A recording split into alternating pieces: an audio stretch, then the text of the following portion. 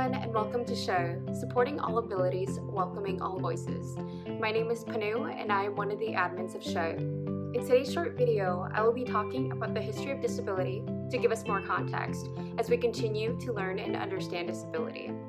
I'll be going over 2 points. 1, how people with disabilities have and are being treated, and 2, how do we even talk about disabilities in the Hmong community? Much of the history of disability has been dark. People with disabilities across all cultures have had a long history of being isolated and disregarded. For example, in the United States, there was a point of time in history when it was seen as okay to send people with disabilities to live in institutions. Even in the villages of Laos and Thailand, my parents and grandma said it was no different. Instead of institutions, people with disabilities often stayed home and alone, while individual family members went to hunt and to garden. Today, there are still many barriers that make it hard for people with disabilities to live their best lives. In most cases, these barriers are often created by society, not the disability. Negative attitudes and perceptions of disabilities are just some of many barriers that people with disabilities are still facing today. That's why it's important to talk about the power of language.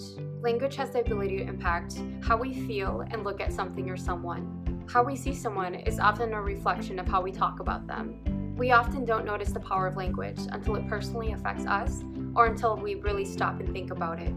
With that being said, how do we talk about disabilities in the Hmong community? And what kind of language do we use? The kind of language that I kept hearing over and over again was around one word, dua. The word dua translates to dumb, and one that I hear the most being used to describe and talk about disabilities. We don't have many Hmong words today to describe and talk about disability. The words we do have are often translations of English words that can be unclear or different from person to person. A lack of words to describe disability may result from a lack of education about disabilities. As my dad explained it, he stated, "We didn't have access to hospitals and medicine, so we just called all disabilities dua. We didn't know any other way to describe it. Well, we can change that today.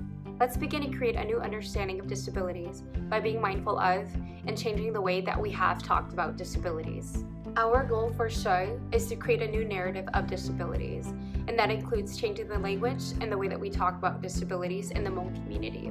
Please continue to stay tuned on how we can do that together. In the meantime, we want to challenge you to think about how you talk about disabilities in the Hmong community. Share those thoughts in the comments below. Thanks for watching, and don't forget to like and share our video.